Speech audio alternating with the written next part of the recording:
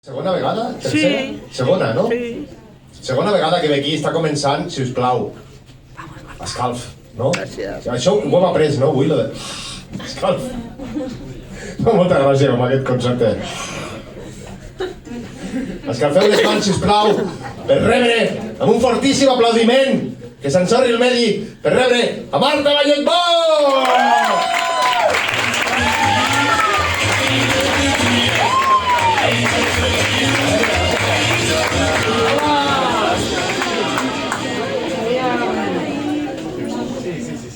Avui he après... Sabeu que sóc la persona més gran de la sala? No, allà del lavabo m'he mirat i dic, hòstia... No, la cosa comença així.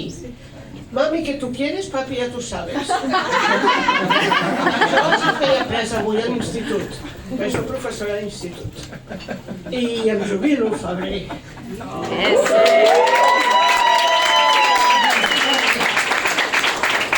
I ho trobaré a faltar, perquè les criatures omplen.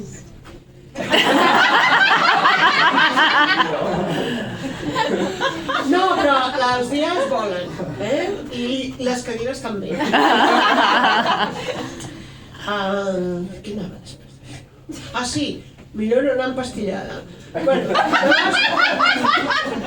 jo el que faig ara serà escriure les memòries, sí? I estic ara amb el capítol central, que diu molt de com sóc jo i també compensarà una mica l'espectacle d'avui, ja veureu.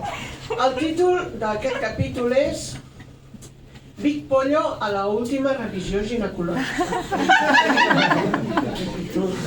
Perquè la vaig liar. Context. Per mi, personal, anar a la revisió ginecològica és com tenir un cotxe, dia i nit, al pàrquing, que no el treus mai, i has de passar l'ITV.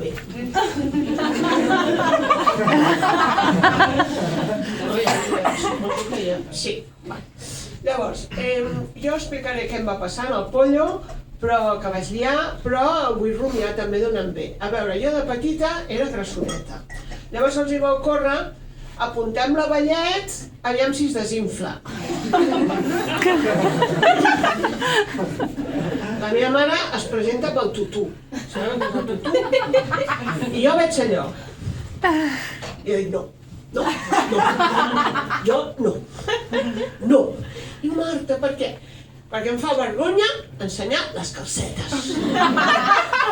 Jo crec que la cosa va començar aquí. Bueno, dietistes, psicòlegs, passem els 20 anys. La primera revisió ginecològica, que tothom sap la posició com va la cosa. Et deixen els mitjons per les calces fora.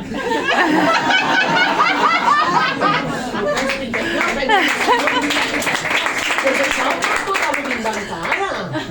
Jo penso que si deixessin, o sigui que si sense els mitjons, que no seria tan vulnerable la posició, però és que amb els mitjons i que no estiguin foradats. Perquè això pensa només els hi passa als tios, no? Nosaltres també.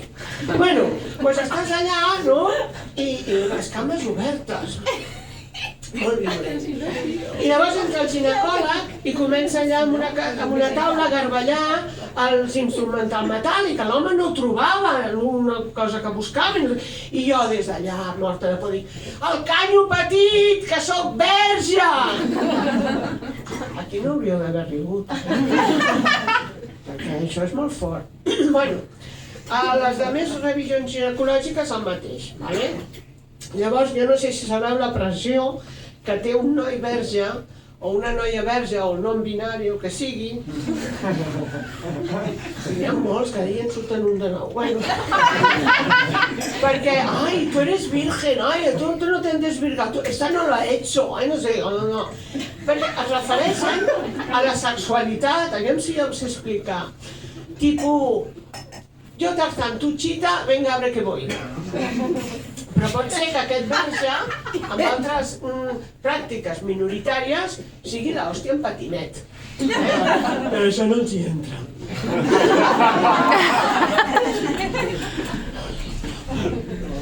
Aleshores, jo m'agradaria, i preguntaré al Jorge, preguntaré al Marc Oliva, aviam si avui podríem fer almenys un espai segur per a verges, perquè mira, aquí 2 no, però un, a part d'allò, hi deu ser-hi, Per dir, mira, els dimarts, al Medi, doncs és un espai segur. Vale? Fem-ho? Ens passarem bé, sí o no? Sí. Doncs hem de fer una exhortació col·lectiva. I no em pregunteu què és perquè no ho sé. Llavors, meitat i meitat, vale? Vinga. Llavors, els d'aquí aneu comptant de 5 en 5, de 20 a 35. Farem a 35, perquè si no la cosa ja és molt patètic. I llavors els d'aquí, el que farem serà dir, quan aquests diguin el número, nosaltres direm Verge! Però amb il·lusió. Que voleu dir Bergheim, també m'està bé. Vale? Som-hi? Fem-ho o no? Sí! Okay, from the top, com és? 6, 7, 8, 20! 20, ai no, 20! Verge! 25! Verge! 30! Verge! 35! Verge! M'he oblidat de dir que això va amb el Mambo 5 del Pérez Prado. Doncs clar, un podia fer això, però no és igual. És que tampoc tenim el Mambo 5. Bueno, passem al polla ja directament. I ja s'ha acabat.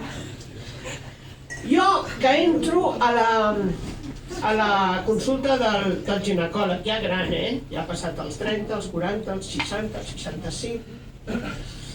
Dic, doctor, a mi el Papa Noel, Papa Nicolau, Papa Hòsties, aquest no me'l fa, Perquè l'última, una ginecòloga m'ho va fer i em va fer molt mal.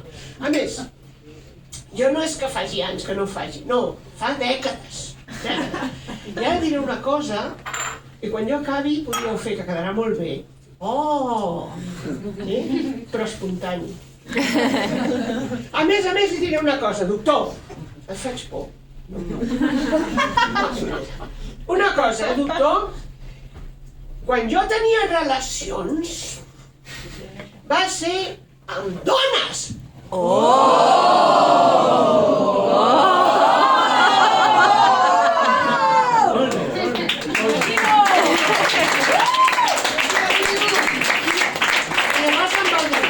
Després d'aquesta comunicació tan assertiva, bueno, entri al quartet i farem, no la farem, bueno, jo entro i veig que entra la infermera jefe. A mi aquella dona no em va agradar. I em diu, sáquese las braguitas. No. Las braguitas se quedan aquí. Sí, que el doctor nada. I se'n va cap al doctor i sento que li diu, doctor, la señora Valletbó no quiere sacarse las braguitas. Entren tots dos. La senyora Valletbó va, el Papa Nicolau no, però l'eco sí, bueno, fan l'eco externa, bla, bla, i surt immaculada, perfecta, as usual, sin novedad en el frente, bueno. I quan surto em diu, més maco, dius que les lesbianes... Això ja en parlem un altre dia, però a mi els animals em fan por, les plantes em moren, hòstia, doncs no hi ha tantes alternatives. I llavors em diu, és que les lesbianes, amb els joguets, convé fer el Papa Nicolau. Dic, no, aquí no juga ningú, aquí s'ha acabat el recreo. I vaig sortir molt emocionada perquè a mi, jo tinc feelings. I quan algú em tracta bé, doncs ja em poso a plorar. Però bueno, no va donar massa perquè ja hi havia la comandante en jefe de plaça dels collons, perdó, per donar-me la targeta de la mútua. I jo vaig pensar, com que jo tinc uns moments de tensió, dic, hi ha alguna gràcia. I vaig pensar en aquelles pel·lícules de l'Errol Flynn, de Murieron con las botas puestas, El séptimo de caballería, ¿o mismo murieron con eso? No, yo tampoco. Pero vaig dir, ya sé lo que vamos a poner en mi epitafio. Marta Valletbó, l'Hospitalet de Llobregat, murió con las bragas puestas. Sí, señor. Una felicidad de Marc Oliva.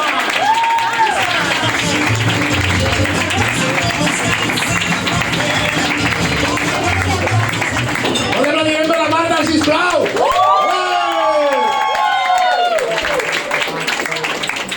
Us heu trobat un mirall ara, eh?